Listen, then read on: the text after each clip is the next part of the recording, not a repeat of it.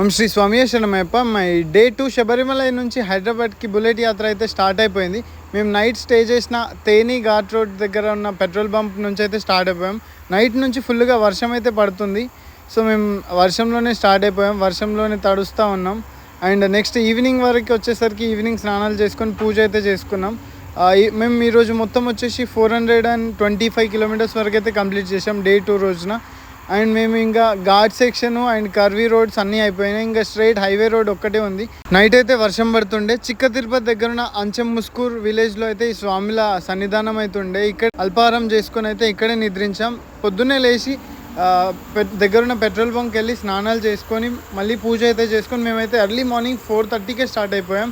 Day 3లో మాకైతే లేపాక్షి వెళ్ళే plan ఉండే, ఎందుకంటే మా గురుస్వామి మాట ఇచ్చారు నాకు రిటర్న్ జర్నీలో బుల్లెట్ మీద లేపాక్షి టెంపుల్ పక్కా చూపిస్తానని. అండ్ దాంతోపాటు అనంతపూర్ ఇస్కాన్ కూడా చూపిస్తా అన్నాడు. సో మీకు రేపటి వీడియోలో అవన్నీ చూపిస్తాను. స్వామియే శరణమయ్యప్ప.